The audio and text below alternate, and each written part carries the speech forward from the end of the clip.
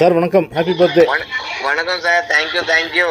Sir. நீங்க சொன்ன பரிகாரத்துல இருந்து எனக்கு வந்து ரொம்ப நல்லா நடக்கு சார். ஓ அப்படிங்களா, super sir. Okay, very good. Already வந்து 1 லேக் கொடுத்துட்டாங்க, வாபஸ் இனி 5 லேக்ஸ் கொடுக்கணும். Super sir. ஓகே. அதுல பாருங்க சார், அவங்க கொடுத்துருக்க அந்த செக்ல கூட அந்த சைன் கூட ஃபோர்ஜரி சைன் தான். அவன் என்ன பண்ணிருக்கான்னா சைன் பண்ணிட்டு ஓகே நெக்ஸ்ட் டே போய் அவனோட பேங்க்ல அப்ளிகேஷன் கொடுத்து சைன் மாத்திருக்கான். ஓ ஓகே. அந்த மாதிரி எல்லாம் பண்ணிருக்கான் சார் அவன். பரவாயில்ல பரவாயில்ல. நான் இல்லை சார், சரியா போய்ட்டு விடுங்க சார் எல்லாம். அதனால நீங்க சொன்ன அந்த அனைவருக்கும் வணக்கம்.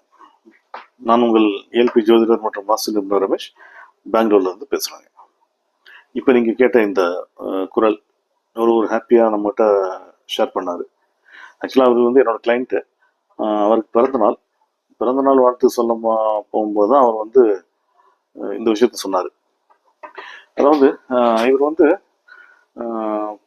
ஏப்ரல் மாதம் 4ஆம் தேதி 2025 மட்டும் ஜாதகம் பார்க்க வந்திருந்தார். அப்போ வந்து என்ன சொன்னாங்க சார், வந்து நான் வந்து ஒருத்தருக்கு வந்து ஒரு 6 லட்ச ரூபா வெளியே கொடுத்துருந்தேன். அவர்கிட்ட அர்ஜென்ட்டாக கேட்டாருன்னு நான் ஒரு மாதத்தில் திருப்பி தரேன்னு சொல்லி வாங்கி கேட்டார். சார் நானும் நண்பர் தானேன்னு சொல்லி கொடுத்தேன். 6 வருஷம் ஆகி கூட இன்னும் பணம் வரல சார். ஒவ்வொரு முறை கேட்கும்போதெல்லாம் வந்து ஒரு மாதிரி அகேன்ஸ்டாக வந்து பதில் சொன்னார்.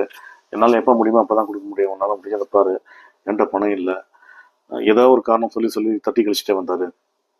என்னன்னு தெரியல சார். அதுதான் வந்து மனசு ரொம்ப சங்கடமாக இருக்குது. அதுதான் வந்து என்னன்னு ஜாதகத்தில் பார்த்து சொல்லுங்க சார், அந்த பணம் வருமா வராதா அப்படின்ற மாதிரி நம்மகிட்ட கேட்டிருந்தார். நம்மளும் வந்து அவனோட ஜாதகத்தை ஆய்வு பண்ணிவிட்டு நம்ம அச்சிலக்கணம் பார்த்து இதில் வந்து இயங்கும் பாவகம் இயங்காத பாவகம்னு இருக்கு இல்லைங்களா, அதுபடி பார்க்கும்போது 2ஆம் பாவம்ன்றது நாம் இயக்கக்கூடிய பாவகம். ஸோ அந்த பாவகத்தை வந்து ஒரு நிகழ்வு நடக்குதுன்னா அதுக்கு பரிகாரம் சொன்னால் வந்து பழிச்சிடும், பரிகாரம் வேலை செய்யும். அதன் அடிப்படையில் அவருக்கு வந்து ரொம்ப எளிமையான செலவே இல்லாத அவராக செய்யக்கூடிய ஒரு பரிகாரத்தை சொன்னோம்.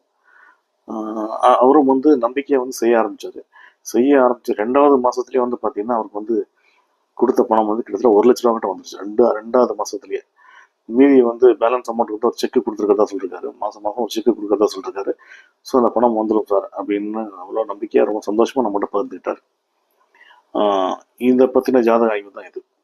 சரி, இப்போ வந்து இந்த ஜாதகத்தை வந்து நம்ம வந்து எப்படி ஆய்வு பண்ணணும், எப்படி வந்து பரிகாரத்தின் மூலயமா அந்த பணம் திரும்பி வரும் அப்படின்னு சொன்னோன்றதை வந்து இப்போ பார்ப்போம். இந்த ஜாதகம் வந்து என்கிட்ட ஜாதகம் பார்த்தது வந்து ஏப்ரல் மாதம் 3ஆம் தேதி 2025. அந்த சமயத்தில் வந்து இவருக்கு பிறப்பு லக்னம் அப்படின்றது பார்த்தீங்கன்னா கன்னி. அட்சய லக்னமாக என்ன போயிட்டு இருந்துச்சுன்னு பார்த்தீங்கன்னா மகரம் போயிட்டு இருந்துச்சு.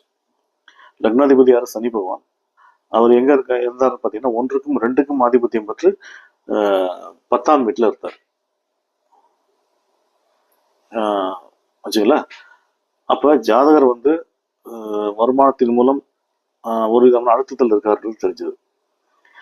இவருக்கு வந்து இயங்க நட்சத்திரமாக என்ன இருந்துச்சுன்னாக்கா திருவோணம் 3 போயிட்டு இருந்துச்சு. நட்சத்திராதிபதியார் சந்திர பகவான். அவர் எங்கே இருந்தாருன்னு பார்த்தீங்கன்னா ஏஎல்பிக்கு 8ஆம் வீடான சிம்மத்தில் இருக்காரு. கோச்சாரத்தில் வந்து 5ஆம் வீடான ரிஷபத்தில் போயிட்டு இருந்தார். சரி, இப்போ வந்து இந்த சமயத்தில் வந்து ஜாதகர் வந்து கேட்ட கேள்வி சரியா அப்படின்னு நம்ம பார்க்கும்போது 7ஆம் பாவக அதிபதி யாரு? சந்திர பகவான். அவர் எங்க இருக்காரு? கோச்சாரத்துல 7க்கு 11லையும் ஏஎல்பிக்கு 5லையும் போயிட்டு இருந்திருக்காரு. 7ன்றது யாரு? பணம் வாங்கியவர். 11 அப்படின்றது லாபஸ்தானம். 5ன்றது மனம். 8ன்றது பிரச்சனைக்குரிய ஸ்தானம்.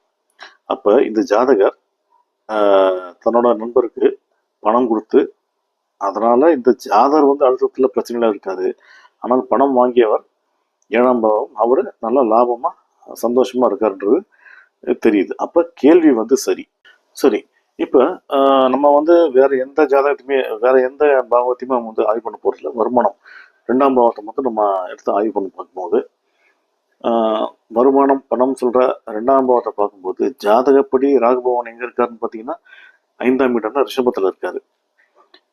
ராகு எந்த சாரம் வாங்கியிருந்தாருன்னு பார்த்தீங்கன்னா கார்த்திகை 4ஆம் பாவத்தோட சாரம் வாங்கியிருந்தாரு ராகு பகவான். அப்போ என்ன ஆகுது? ஆட்டோமேட்டிக்காக பாவக மாற்றம் ஏற்பட்டு ராகு எங்கே இருக்காருனாக்க மேஷத்துக்கு வந்துடுவார். இந்த ராகு இருக்கும் மேஷம் வந்து பார்த்தீங்கன்னா புதன் நிற்கிற கடகத்துக்கு வந்து 10ஆம் வீடா வருது. அப்ப ஜாதகருக்கு ஜாதகர் வந்து யாருக்கு பணம் கொடுத்தாரோ அவரால் ஒரு அழுத்தத்துல இருக்காருன்றது தெரியுது. கோச்சாரத்துல ராகு பகவான் எங்க இருக்காருன்னு பாத்தீங்கன்னா ஏஎல்பிக்கு 2ஆம் வீடான கும்பத்துல இருக்காரு. லாபத்துக்கு தொடர்புடைய புதன் பகவானும் கோச்சாரத்துல ஏஎல்பிக்கு 2லயே இருக்காரு. சுக்கிர பகவான் எங்க இருக்காருன்னு பாத்தீங்கன்னா ஏஎல்பிக்கு 7ஆம் வீடான கடகத்திலையும் கோச்சாரத்துல வந்து 2ஆம் வீடான கும்பத்திலையும் இருக்காரு. பொதுவா சுக்கிரன் புதன் இணைவு இருந்துச்சுன்னா கம்யூனிகேஷன்னால பிரச்சனை ஏற்படும்.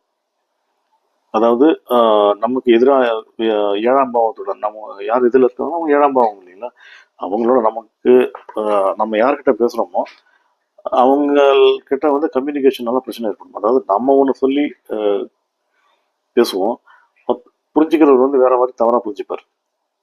அதனால நம்ம என்ன சொன்னோம், இந்த ஜாதகர் வந்து யார்கிட்ட பணம் கடனாக கொடுத்தாரோ அதை பற்றி அவர்கிட்ட அதிகமாக பேச வேணாம். ஏன்னா கம்யூனிகேஷனால பிரச்சனை வந்துடும். அதுக்கு பதிலாக நம்ம வந்து ஒரு எளிய பரிகாரம் பண்ண சொன்னோம். அந்த பரிகாரத்தை நீங்கள் செஞ்சுட்டு வாங்க, நம்பிக்கையா சீக்கிரமாகவே வந்து அவர் மனம் மாறி உங்களுக்கு வந்து பணம் திருப்பி கொடுக்க ஆரம்பிச்சிருவாரு அப்படின்னு சொன்னோம். நம்ம ஏஎல்பியில் குருநாதர் சொன்ன முக்கியமான விஷயம், நம்ம ஏஎல்பியில் என்ன குருநாதர் என்ன சொல்லிருக்காரு, சரி ஒருத்தர் வந்து எதுக்கு நம்ம மட்டும் ஜாதகம் பார்க்க வர்றாரு, அவரோட பிரச்சனை கடன் தீர தான், நம்ம பிரச்சனை ஒரு தீர்வு கிடைக்காதான்ற ஒரு இயக்கத்துல தான் நம்ம மட்டும் ஜாதகம் பார்க்க வர்றாரு. அவரே ஒரு பிரச்சனையில மனக்குழப்பத்துல இருக்காரு. அவர்கிட்ட போயிட்டு நான் பரிகாரம் பண்றேன், இவ்வளவு கொடுங்க அவ்வளவு கொடுங்கன்னு கேட்கறது வந்து நமக்கு வந்து கர்ம வினையா வந்து முடிஞ்சிடும். நல்லா தெளிவா ஜாதகத்தை ஆய்வு பண்ணிட்டு பரிகாரம் வேலை செய்யணும்னா மட்டும் நம்ம பரிகாரம் பரிந்துரைக்கணும். அதுவும் செலவில்லாத பரிகாரம்.